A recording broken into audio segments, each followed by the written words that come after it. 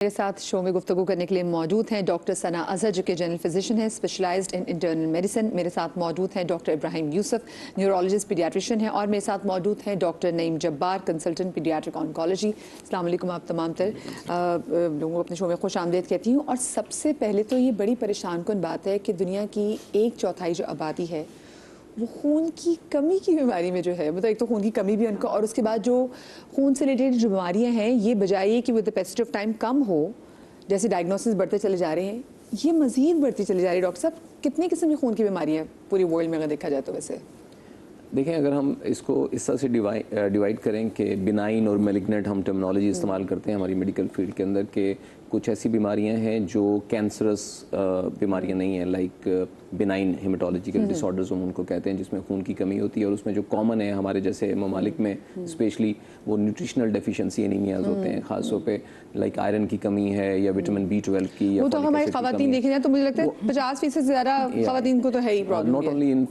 Women but बच्चों में भी बहुत कॉमन है ये, हमारे यहाँ जो न्यूट्रिशनल डेफिशिएंसी है। इनफैक्ट मेल पॉपुलेशन में भी काफ़ी हमारे जैसे कंट्रीज़ में तो बहुत ज़्यादा पाई जाती है ये। सो ये एक तो न्यूट्रिशनल डेफिशिएंसी एनीमिया है। इसके अलावा जिस तरह से भी हमारी रिपोर्ट में दिखाया गया, मरूसी बीमारियों की बात की गई, तो thalassemia is very common in our part of world. खासतौर पे थैलेसीमिया में बीटा थैलेसीमिया, जिसकी खासतौर पे हम बात करें, एक सिकल सेल डिजीज़ होती है या सिकल थैलेसीमिया होता है, वो ज़्यादातर हमें देखने को मिलता है मिडल ईस्ट में या वेस्टर्न कंट्रीज में। अगर टेस्ट हो जाए डॉक्टर साहब, दिस कैन बी अवॉइडेड।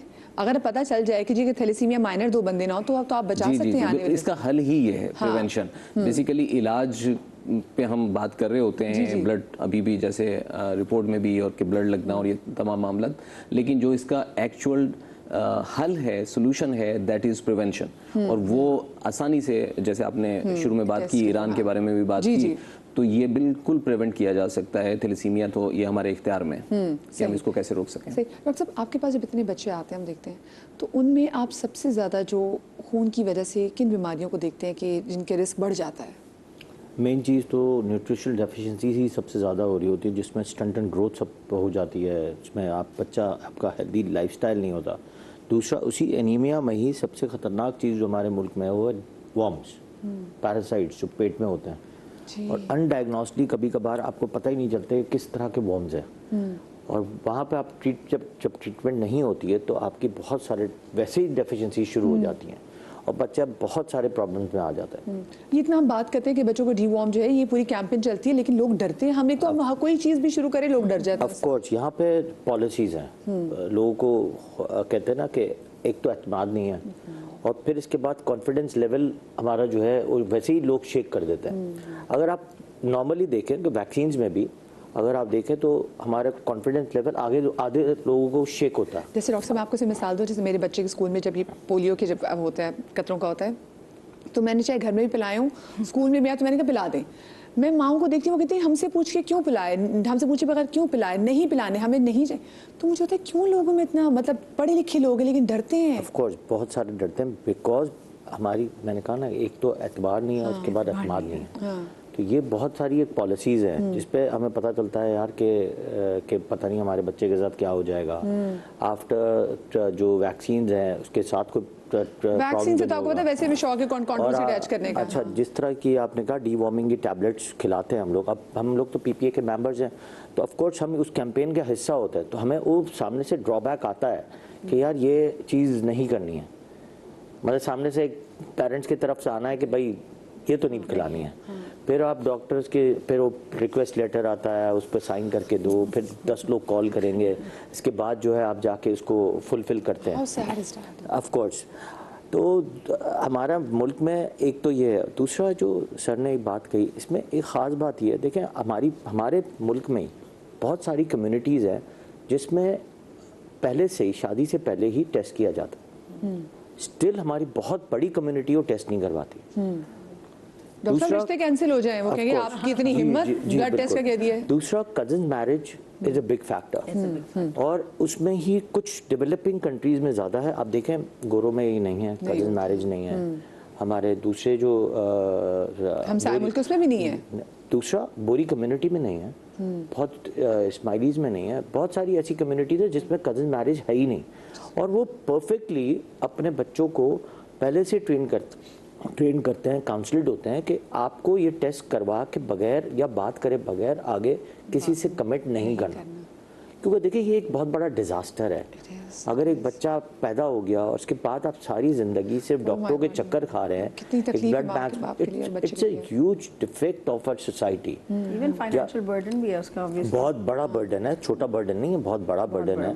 कई दफ़ा तो अब इस ज़माने की बात बता रहा हूँ जहाँ पे बहुत बड़े बड़े इंस्टीट्यूट्स काम कर रहे हैं, उनके पास बेड्स नहीं है, उनके पास अवेलेबिलिटी ऑफ ब्लड्स नहीं है, प्लस साथ में उनके पास अभी बच्चे लेने की गुंजाइश नहीं है। अल्लाह अकबर, इतना ज़्यादा लोड है बड़े बड़े इंस्टीट्यूट्स में। और अभी जो रमज़ान गुजरा था तो बहुत सारे थैलेसीमिया सेंटर से मतलब ये बार बार अपील आ रही थी कि भाई लोगों से कहें लोग ब्लड डोनेट करें, क्योंकि बच्चे आते हैं दूर दराज शहरों से, बलूचिस्तान से आ रहे हैं और आपके पास खून नहीं है इन बच्चों को लगाने का। और सोचें जब आप लोग ब्लड डोनेट नहीं करते, क्योंकि ये बच्चे तो इनका निसार होता है, आपकी एक ब्लड की बॉटल जो है 3 जिंदगियां बचा लेती है। सो हमारे लोग, एक तो हमारे अंदर लोगों के अंदर एक कॉन्सेप्ट ही नहीं है, तो क्यों नहीं है वैसे? क्या अगर ब्लड डोनेट करने से कुछ हो जाता है? मुझे बताएं डॉक्टर साहब पहले तो।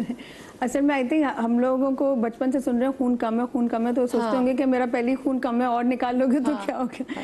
लेकिन खून मत जलाओ, मेरा हर खून मत, मेरा खून, हाँ मेरा खून उबल रहा है, मेरा खून मत जलाओ। I think the fear of having less blood बहुत ज़्यादा है because of the fact that again like doctor साहब सेड कि आयरन डिफिशिएंसी इतनी कॉमन है, लो हीमोग्लोबिन इतना कॉमन है, लोगों ने टेस्ट नहीं कराया होता, बट दे डोंट अंडरस्टैंड कि ये स्क्रीनिंग सेंटर्स पे वो पहले आपको टेस्ट करते हैं, आपको क्लियर करते हैं, उसके बगैर आपका खून नहीं लेंगे वो। If you don't fit the criteria they let you go, पकड़ के नहीं बैठ जाएंगे। 11 आप तो नहीं लेंगे 11। लेकिन ब्लड डोनेशन जो है, other than it being a सवाब, I think in all religions it's you doing society, आप जान बचा रहे हैं, society a favour for people. There are people actually जिनका haemoglobin on the higher side भी होता है, और बहुत सी दफ़ा वो ऐसे टाइम आते हैं कि वो ब्लड ड्राइव पे नहीं गए और उनको हमें बोलना पड़ता है आप जाके पॉलीसाइथीमिया एक होती है यही ब्लड डिसऑर्डर जिसमें आप एक्सेसिव ब्लड सेल्स प्रोड्यूस करते हैं, उनको तो वैसे ही जब उनका एक सर्टेन लेवल से ऊपर होता है देना होता है, तो वो there are perfect candidates. A lot of people even don't know they have polycythemia because हमारे यहाँ एनुअल फिजिकल या वैसे चेकिंग नहीं होता।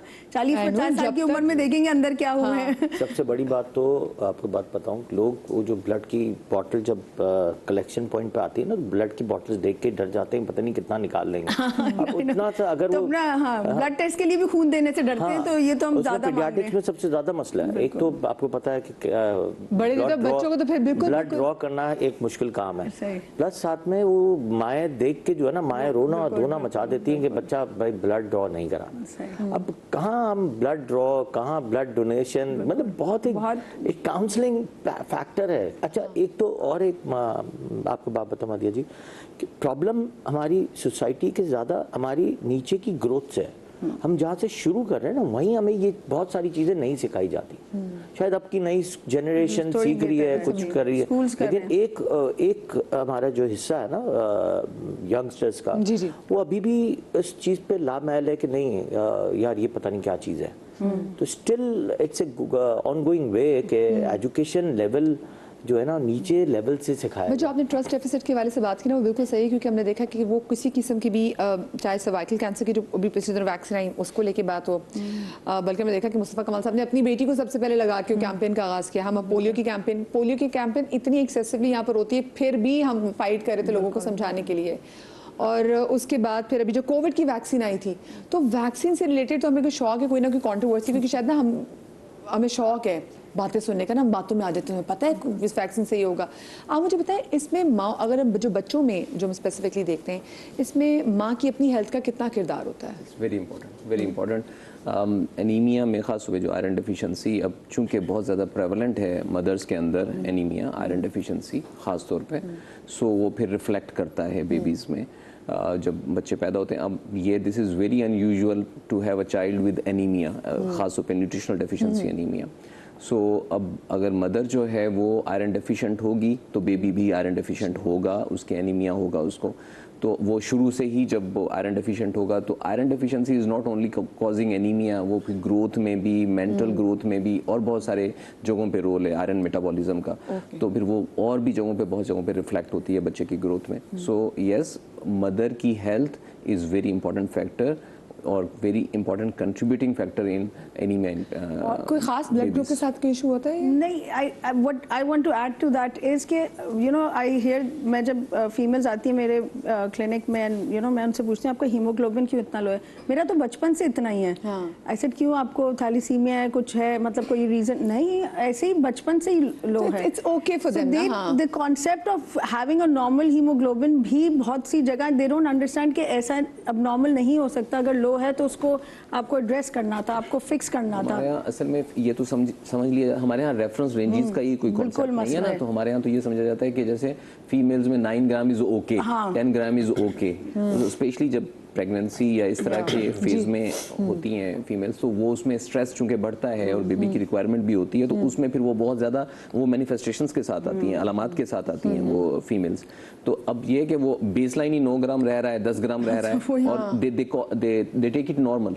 बिल्कुल ऐसे ही है। तो खवातीन में नॉर्मल कितना होता है? देखिए ये तो 12 से रेंज होती है, मतलब फीमेल्स में यूजुअली 12 से 14 को हम रेंज ले रहे होते हैं, मेल्स में हम 13 से 15 या 16 तक हम नॉर्मल रेंज ले रहे होते हैं, बट वो 12 ग्राम वाली फीमेल्स तो हमें शाज़ो नादिर ही मिलती हैं। वही कह रही ना वो, and which is not, I said no this is not normal, this is putting a strain on your body, तभी तो आप एज कर गई हैं जल्दी।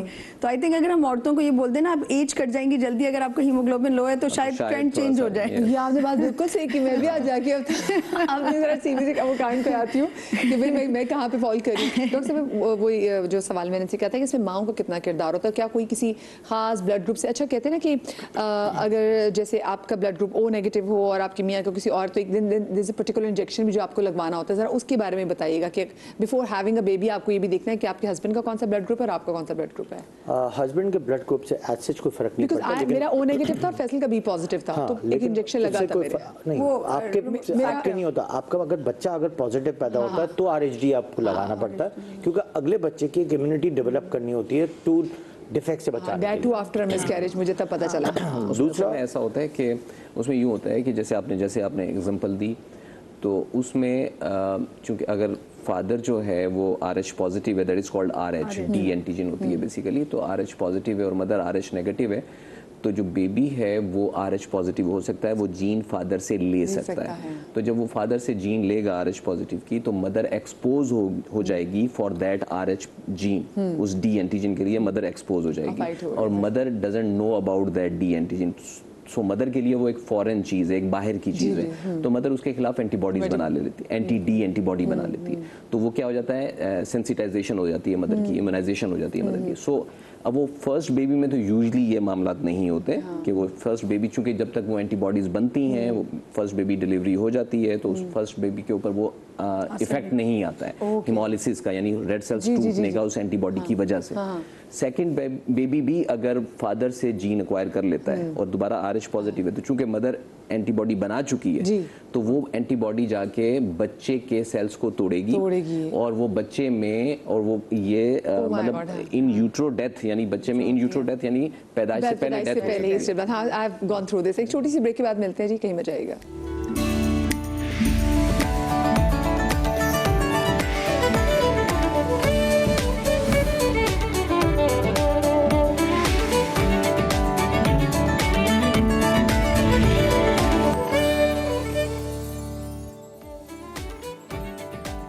जी welcome back after the break. और ब्रेक पर जाने से पहले हम ये बात कर रहे थे